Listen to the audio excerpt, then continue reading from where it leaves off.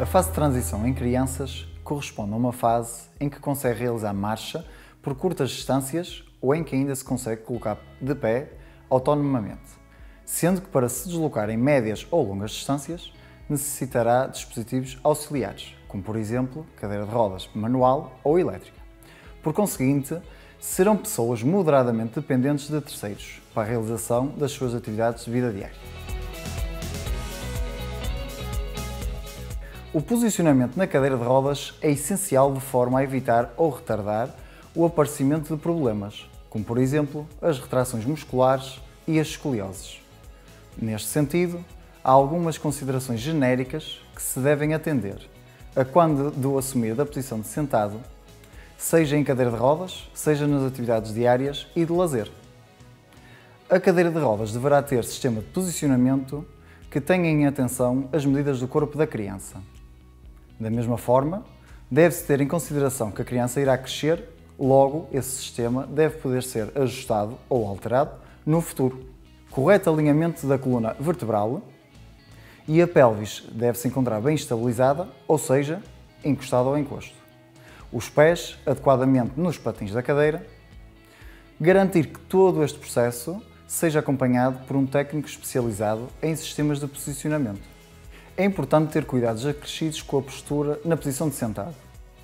Correto alinhamento da coluna vertebral, evitando estar em posturas sustentadas de inclinação e rotação do tronco, as quais aumentam o risco de escoliose. Garantir que a pelvis esteja estabilizada e a coluna suportada, respeitando as suas curvaturas normais, de forma a evitar alterações da coluna. Como estratégia, pode-se colocar uma almofada na região lombar.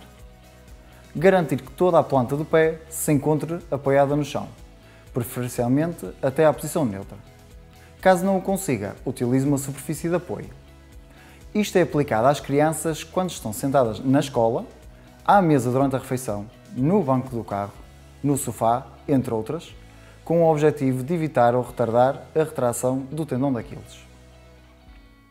Na cama, algumas considerações para esta posição são: escolher uma almofada de forma a que a cabeça se encontre em posição neutra, quer de lado, quer de barriga para cima. De lado, colocar a almofada entre os joelhos.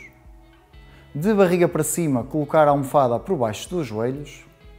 De barriga para cima, poderá haver a necessidade de usar uma ortótese para manter o pé em posição neutra, de forma a contrariar o pé pendente. As adaptações ao contexto de casa acabam por ser um complemento importante à reabilitação, já que permitem uma maior autonomia à pessoa. Neste sentido, caso ainda não as tenha executado nesta fase, recomendamos pensar nas seguintes propostas de alteração. Retirar todos os obstáculos que se tenha em casa de forma a que a criança possa andar em segurança, como por exemplo os tapetes ou peças decorativas. Largura das portas igual ou superior a 80 cm, evitar ter degraus e, caso os tenha, evitar que a criança ande nesses percursos. Caso não seja possível, tentar ver a possibilidade de colocar rampas. Verificar a possibilidade de instalação de elevador vertical, plataforma ou cadeira elevatória de escadas. E garantir espaços amplos no contexto da casa para a criança poder se deslocar livremente em cadeira de rodas, sem necessidade de efetuar manobras. Garantir condições de banho na posição de sentado, preferencialmente retirar banheiras e instalar base de chuveiro ao nível do restante chão da casa de banho. Caso a criança queira continuar a tomar banho na posição de pé, deve-se proceder à instalação de barras de apoio. O equilíbrio entre os períodos na posição de pé e marcha e a cadeira de rodas são muito importantes. Por um lado, é importante manter a posição de pé e a marcha de forma a promover uma maior consciência corporal e alinhamento postural, evitar a atrofia muscular geral, um melhor funcionamento do sistema cardiorrespiratório, digestivo, musculoesquelético, vascular, importante emocional e socialmente, promovendo um bem-estar e motivação, preservar maior independência possível nas atividades de vida diária. Por outro lado, a cadeira de rodas vai permitir economizar energia, diminuir a fadiga muscular, potenciar a funcionalidade e autonomia, permitir uma vida social mais ativa. Assim sendo, é recomendável o uso da cadeira de rodas por parte do utente quando necessita de realizar longas distâncias, evitando a fadiga muscular. Por outro lado, deve ser incentivado o andar ou estar na posição de pé em curtas distâncias, como por exemplo, as tarefas em casa, de forma a evitar a atrofia muscular e a manter a sua autonomia. É importante que a criança e família percebam que uma transição precoce para cadeira de rodas poderá permitir maior autonomia, com menor gasto energético nas diversas atividades e contextos do dia-a-dia. Insistir que a criança mantenha uma deslocação independente, quando ela já não é capaz de a fazer, poderá trazer graves consequências, quer a nível da evolução da própria doença, quer em termos emocionais e sociais. O treino da posição de pé deve ser realizado sempre que possível. É de extrema importância para o doente pelos motivos que já falámos anteriormente. Realizar de forma segura e sem risco de quedas. Realizar, se possível, em vários momentos do dia, em períodos curtos, evitando questões como a fadiga, dores e desconforto. O doente não deve realizar mais este treino a partir do momento em que apresenta alguma deformidade associada que impossibilita assumir esta posição ou que a posição deixe de ser tolerada, como por exemplo, retrações musculares ao nível dos isquiotibiais ou tendão de Aquiles. Em casos excepcionais, poderá existir a necessidade de introdução de auxiliares de marcha, que permitam à criança deslocar-se autonomamente, devendo ser selecionado segundo a orientação do técnico especializado. O uso de auxiliares de marcha errados podem alterar o padrão de marcha, podendo causar novos problemas ao doente, assim como aumentar o risco de queda. Os alongamentos têm como objetivo evitar retrações musculares, prevenir deformidades, aliviar a fadiga muscular e manter as amplitudes de movimento. Daí a importância de realizar de forma a proporcionar um bem-estar e uma melhor qualidade de vida ao doente. Aqueles que consideramos mais importantes a abordar são: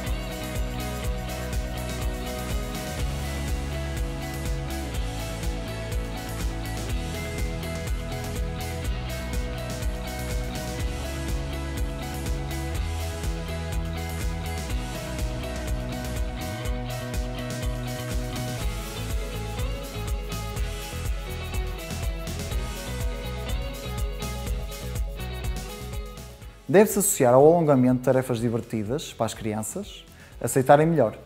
Ler histórias, ver televisão, cantar músicas, fazer jogos, ou seja, alguma atividade que proporcione bem-estar e distração à criança, de forma a obter um melhor desempenho no exercício.